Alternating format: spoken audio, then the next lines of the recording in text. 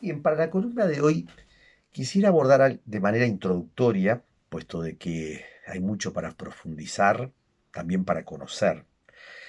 Fue designada como Patrimonio de la Humanidad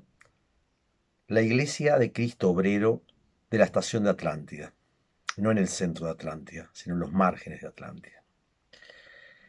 El ingeniero Eliado Dieste, quien es hoy reconocido, como ya desde hace 2 décadas, tiene características que particularmente me parecen sustantivas a ser retomadas. Creo que en estos días han habido distintos relatos. A partir del diálogo que hemos tenido con Teodoro Buxareo, un autodidacta de la historia, eh, que tiene la virtud de relatar de manera muy interesante, me contaba algunas cosas que voy a reproducir aquí, que tienen que ver con la personalidad, con la historia, con la identidad de Dieste, porque creo que eso puede explicar mucho de su obra, no solamente por las características innovadoras, transgresoras, disruptivas que implican en una técnica arquitectónica de la cual yo no domino, pero sí de sus implicancias de ideas que hacen a maneras existenciales, espirituales, políticas, religiosas, que están detrás de esa personalidad. El diario de nacido en Artigas, hijo de un masón grado 33, que, del Partido Colorado, que había fundado el liceo de la ciudad de Artigas, que había promovido el cambio de nombre de Santa Rosa de Lima para transformarse en Bella Unión, que tenía que ver, ¿sí?, con una concepción secular de el país del que somos parte, de una concepción, por tanto, anticlerical, de una concepción que concebía el mundo desde una perspectiva que conllevaba la autonomía del humano en muchos aspectos. Y esto va a ser una herencia muy importante, obviamente, para el Eladio de que es enviado a estudiar a Montevideo, a la casa de Grompone, el ingeniero Grompone, que va a influir, obviamente, en su formación y en sus estudios. Pero este joven,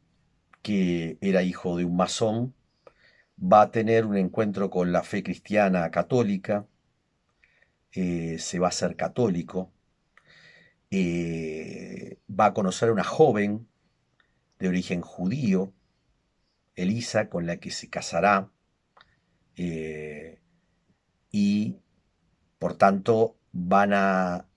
mirarse desde una tradición esa década del 40 y 50, previa al Concilio Vaticano II, eh, que era profundamente transformadora y que dio origen a una mirada donde lo místico, lo político, lo social, lo científico, lo artístico se cruzaban. Un dato interesante, en ese momento estaba el cardenal Barbieri, un cardenal que tenía una sensibilidad muy interesante por lo artístico, por lo estético, ¿sí?, que era pianista y que se vinculaba con el presidente en ese momento, este, que era un valle. Esa historia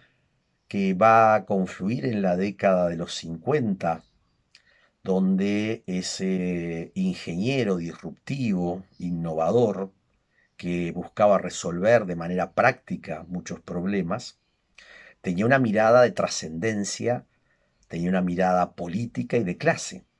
se puede decir. Y yendo específicamente a esa obra tan brutal que es la parroquia Cristo Obrero, la va a pensar a partir de lo que él es su propia obra técnica, donde hace del barro, con sus connotaciones bíblicas, sus connotaciones de creación, sus connotaciones de dar vida, utilizar el barro en los ladrillos para dar esas bóvedas tan brutales que nos deslumbran. Y se va a conocer con Yepes, ese escultor que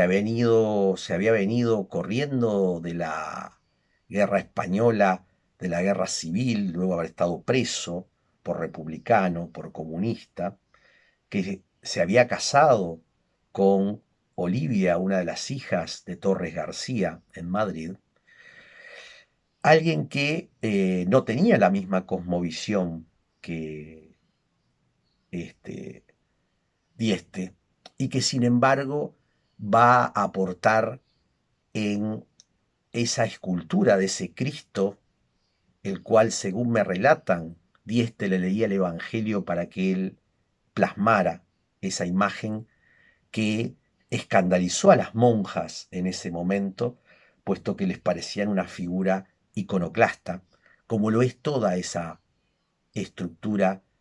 esa iglesia que es casi monástica, que está en un barrio obrero, que representa lo que se llamó luego en la década de los 60 y 70 la opción por los pobres, de la cual Dieste tenía como actitud de vida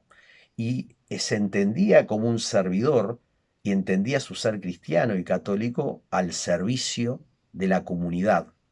tanto en su capacidad técnica, en su capacidad humana y en su capacidad política. Aceptó la propuesta de Terra, de Seregni, probablemente, de ser candidato a intendente de Artigas en el año 71, sin tener ninguna posibilidad de lograr ese resultado, puesto de que era un bastión colorado, un bastión conservador, un bastión donde su padre, masón, va a visualizarlo como una actitud también muy disruptiva. Bueno, estos datos llevan a que tengamos que pensar espacios de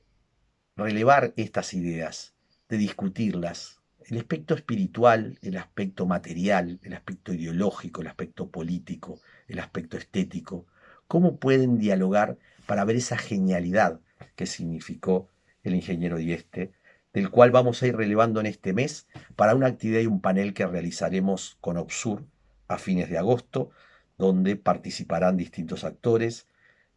para poder justamente hurgar en estos algunos aspectos que hemos traído ahora.